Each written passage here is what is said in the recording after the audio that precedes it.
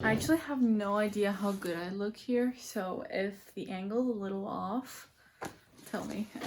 So in this video I'm going to sound really snobby because I feel like I have the right to want to sound snobby if I want to, and okay, let me just... No, yeah, you're fine. I feel like I have the right to sound snobby if I want to, and like it's my channel, so you can suck it up. And also, I don't know, I made this video intending for it to sound snobby, so like if you want to take it too seriously, you can go ahead. Welcome to the ultimate annotating and tabbing guide for reading for pleasure for nerds. TM. I made this video because I like to overanalyze literature when I don't have to. Beforehand, I wasn't really a fan of annotating on my books. I thought a book was fucking sacred and you had to hold it like that forever and fucking ever. And then, I don't know what book was the first one I ever annotated. I want to say it's a young adult book, but I also want to say I literally have no idea what's the first book I annotated. I don't know. Oh, I know I started annotating when I started buying editions of books that were very cheap. So watching my videos back, I feel like I know when I get into my crises and my lows when it comes to my mental health. And I devised this tabbing and annotating system when I was in an all-time high. And I still am at a high on my mental health. I'm actually thriving. I was thriving on the motivation to be productive. As you can see, there's quite a bit, and I'm barely on page 115, 119. And I have a couple of annotations so far, including these. And in this video, we'll be walking through my annotating system, and I'll use this as an example, and then I'll try to use a couple of other books that I'm annotating in as obvious examples. So this is how you should annotate. Okay, first things first, I want to show you guys my pouch. Isn't it the coolest thing ever? I found it at a Walmart and it was the last pickle Rick. So I was shopping for supplies at Walmart and this popped up and I was like, fuck yeah. On the small pouch, I hold my sticky tabs. First things first, I hold these things. I use the wide sticky tabs and the narrow ones. Now, at first I only wanted to use the thick ones, the wide ones, because they're just really pretty. I have two reasons, mainly because, you know, they're kind of muted colors. They're not very neon, but they're not pastel either. They're very muted, and also half of the sticky note is transparent, so you can just stick it into the text as much as possible without actually blocking it. And for me, my ability to reread the text even after I put in sticky notes and annotations and highlighters and tabs is like the only thing I literally need. Like, I will not put on a sticky note in the middle of a text because that would mean that when I reread it, or if I reread it, literally, I'd have to peel it off, and I'm not into that. So these are really way too expensive for my own good, and these I bought at my local stationery store for very, very cheap. I also hold my pastel highlighter. I bought a pack of 5, you know, with purple, orange, green, and pink, and yellow, and they're all pastel colors, but they're still pretty strong. They bleed through the pages. So what I do is I just don't press it as aggressively into the page. I'll just like very lightly highlight. And I also use a .38 Muji pen, which I actually ordered these by accident. I meant to order a .5 packet like 5 years ago, and I got .38, and honestly, I'm married to these pens. I will ask for another pack, or actually buy my own pack if I do have the money. And I just use these red ballpoint pen, roller pen, I don't know what it's called, but it's just like the cheapest red pen you can ever find, and it's not really that fancy. On the outer pouch, you know, the one that fits the most things, I have these white stickies, these white post-it notes, which are recyclable apparently. Super sticky as well, which I can believe. They came in a pack of 5 and they were really, really cheap. I don't like very neon or just squeaky colors. I just don't like that for some reason. Like, I have a couple of really, really bright like orange sticky notes. You know, the normal post-its that you get that are like very, very vibrant colors. I don't like them. I don't use them. I just have them there and I just write down a to-do list if I don't have anything else to write on. And I like the pastel. I had like pastel post-it notes for other things. I felt like I had to commit to a color coding system for those, and I just didn't have the brain power to think about that. I actually don't have a proper color coding system for these. The white ones I will use to tab anything that is technique, prose, just things that the author, it has to do with the writing style, not specifically with the content of the book or the plot of the characters. However, sometimes if the writing is interweaved with how I loved the storytelling, or just how beautiful the writing made certain things sound, like these would have been so helpful when I was reading Lolita for the first time. I will reread Lolita maybe in English. Yeah, I'll reread Lolita in English. I think there's an edition downtown that I wanted to buy that is for the 50th anniversary or something. The one with the lips, that's what I wanted to buy, and I'm gonna tab it with my new system. I don't have a color coding system, however, I can tell you more or less. I totally forgot to tell you that I put in my tabs so that they jut out of the page ever so fucking slightly. Like, you see this. You see how in the sticky note is? The fucking tab. You see how in it is? That's what I aspire to, and I just really try to like eye it. I put it on, I estimate more or less, and then I close the book and I look at it, and if they're all pretty uniform, I'll just keep it that way, and if not, I would adjust it. I would spend so much time, and I'm not kidding, I would spend so much time just deciding on what is the perfect length and just like trying to make it all perfect, which I don't really recommend, but this is the only thing that I am a perfectionist for, because this looks very elegant, this looks very sophisticated, and that is what appeases the snob in me. Also helps with the sticky notes, which by the way I also tab with the elongated, with the wide tabs. I tab when I have, like, as you can see, an aspect of the writing, and then I annotated something in red because red I use for short thoughts, but when I annotate on the topic of the writing style or how something that the author did, I will, what the fuck? I forgot. I lost my train of thought. I am so sorry. Oh, the other thing I was gonna say is that when I don't have enough space to annotate on the writing style, whatever I was wanting to annotate, I will use the sticky note instead, and I literally just do this. We will talk about this a little bit later on when I go to the annotating section of the video, but this is what I do basically. Oh my god, my bookmark. I haven't finished this book, by the way.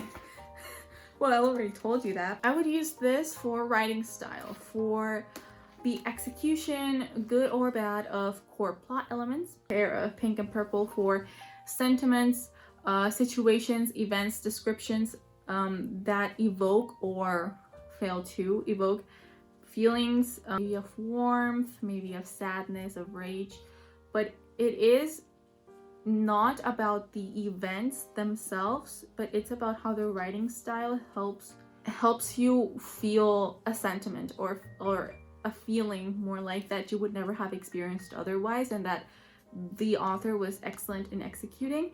And then the green and blue duo for tabs I would use for characters, for development, arcs, lack thereof, or just full circles cycles that a character fulfills as part of the narrative or as a prop for the novel, just technical things, technicality, which I try to remember as much as I can, and like to research as much as I can, so that I can just squeeze out of a book or a text the most juice I can, because I love that shit. I am a fucking nerd. Okay, for the other sticky tabs, well, we still have time on this. These sticky tabs, I will tab things that are actually about the story and about the characters and about the events and about the plot, the actual content of the book, rather than the way it was written, rather than technicality of shit. I would use these, and I don't have a system. I honestly just like use this and then this and then this and then this and then this, because I don't want to finish them, and I don't want to have more fun color than I have the other, and I don't want to buy more because I am, what's his name? Krabs? I'm Mr. Krabs. I'm Eugene Krabs. Because I just don't want to buy more, and I did not buy these with my money. I had to ask my parents for money because I am just broke, because last time I spent money I bought 8 books. 8 books off of thrift books. I spent $50 that I had of my own money, and since I'm not making any income right now, we're just doing this uniformly. Like right now, I was reading like earlier in the day, and I got really exasperated over the fact that I had forgotten that I already used a green tab, and I used a green tab twice in a row, and I was like, what the fuck? Next time I'm not gonna use a green tab because I already used it twice. And I was just like snobby and perfectionist, and I just couldn't. Okay, I don't know where this extroversion is coming from. I probably haven't just I didn't know I was gonna ramble this much. Okay, I turned the lights on a little more because I did notice that the video was zooming in and out of focus because it didn't have enough light to recognize the face. So yeah, I am really sorry for that. I also cleaned the lens of the phones just so that it would have a better time trying to focus on my face.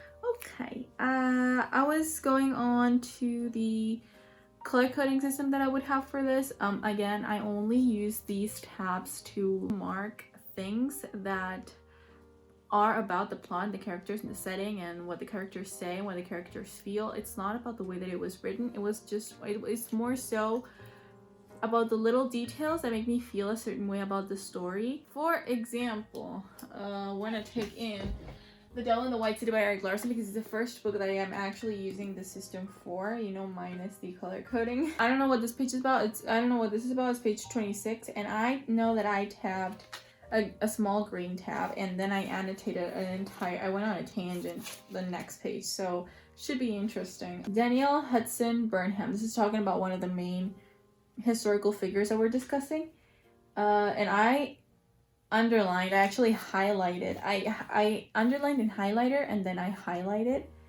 I underlined, his very bearing and looks were half the battle. He had only to assert the most commonplace thing, and it sounded important and convincing. Then I highlighted, Burnham's frequent admonition is, make no little plans, they have no magic to stir men's blood. And I liked that. First, I liked it, and second, it resonated with me because I feel like I want to, and I would love to have that philosophy in my life, and make no little plans, for they can't stir men's blood. Another example, okay, also of the early pages, page 47, we're talking about Mr. Holmes, Mr. H.H. Holmes. We know about this, okay? As time wore on and the inquiries dwindled, Holmes modified the story a bit.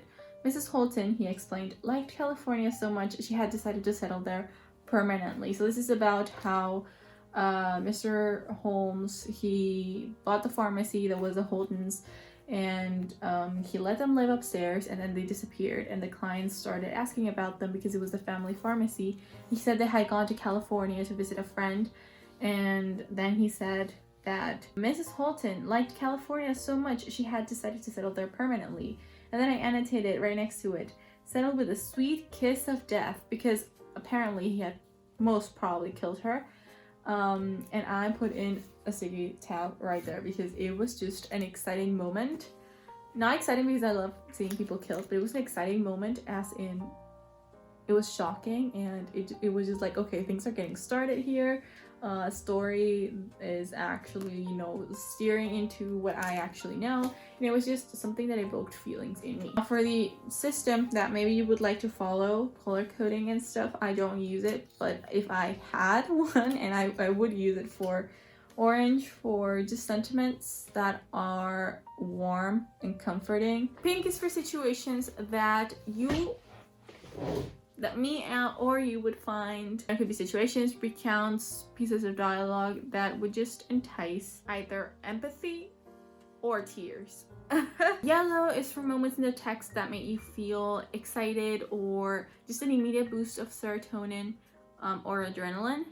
Green would be for dialogue, quotes, entire paragraphs, maybe a page that resonated with you, like for example that thing about make no little plans, they have no magic to stir men's blood, which actually coincidentally I tabbed with a green tab. You know, those things that resonate with you that maybe you would like to carry with you, maybe that you would like to, I don't know, have them tattooed or something, phrases that you really like, green. And then blue is a color that normally in color psychology, I researched about color psychology to actually, you know, pinpoint what to assigned to each tab. So I am really that much of a nerd. Blue is a color that is normally connected with trust and relaxation, so I would use this to annotate things that just completely swept the rug out off of my feet. Probably not the way that you would in Spanish. It makes sense. I don't know, in English I really don't give a shit. For things that were so shocking that you feel like you have lost trust in the author and in the characters, because it was just a shocking twist. It was a shocking character twist or a plot twist. You just have to tab it blue. Okay, now for the note-taking system. Okay, so I have two very distinct areas, sections, following sections of this video. One which is the note-taking system and the other one which is the annotating system. Annotating and note-taking are different subjects, albeit for like a very, very little fact. Taking notes is normally about first impressions that you find in a book and that you just write down because you find it either interesting or you feel like will be important later on. Annotating is taking notes but on steroids and then high on weed, but we will go into that later on.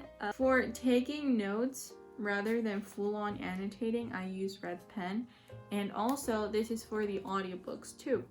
Because for audiobooks and, well, mainly also for note-taking that is not very important, I would use Notion for it. So very recently I created a Notion page for my reading stats, so for everything that I'm reading recently, so they would help me see how much I read each month and how I liked it. You know, it has my star rating system and stuff on it. I would also very much consider making a Notion page for admin on my home library, but I will do that only until my book hoarding problem becomes unbearable. Note taking, I will use Notion, especially for audiobooks, because I'm barely getting into the format, so I'm honestly just reading things that are very simple. Like, I'm mostly reading zombie books, and the only things that I would write down on the page, you know, when I register a title, I would write down notes on the subpage. So it'd be first impressions on the narrator, on a protagonist, on the narrating voice, on the voice actors, and on events or dialogue or just things that the characters do that make me change opinions on the situation and the characters. So it's just, again, first impressions or just things that I'm thinking while the story is taking place, and not that I necessarily have to deeply think about to analyze. Analyzing is actually annotating. Now for the normal books, when it's a book that I know that I won't really like within the first couple of pages, that I don't really feel the need to annotate anything, I know that I really won't like it, so I just write it down on the Notion page, because I know that I will unhaul it soon, so I would like to keep it as immaculate as possible so that I can sell it at the most reasonable price. That's basically what I do for annotating now. Okay, I feel like I already rambled way too much on the tabs section, so I will just make the note taking and the annotating very precise. The annotating depends. Okay, depends on how much margin I have. As you can see, I don't really have much margin in here. However, if there is a page break, I can write whole paragraphs, as you can probably see.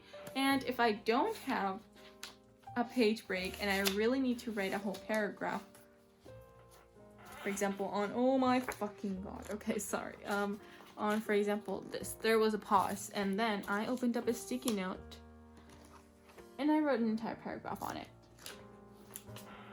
It's about mostly things I tried to remember that my literature teacher 2 years ago tried to explain to us what we wanted to look for in literature.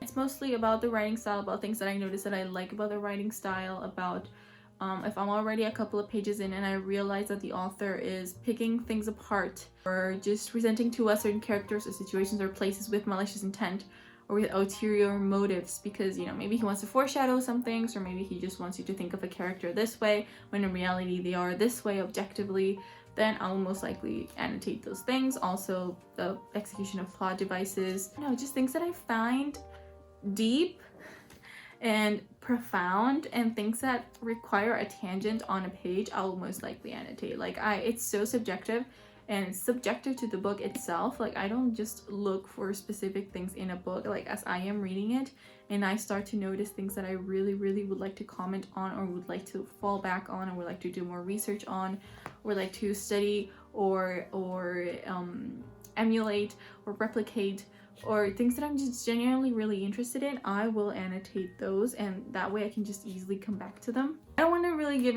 examples because since I feel like I'm a little cringy, but the first note I made was, you know, about the writing style, was about the personification and about the characterization of Chicago as the city and the city as an entity.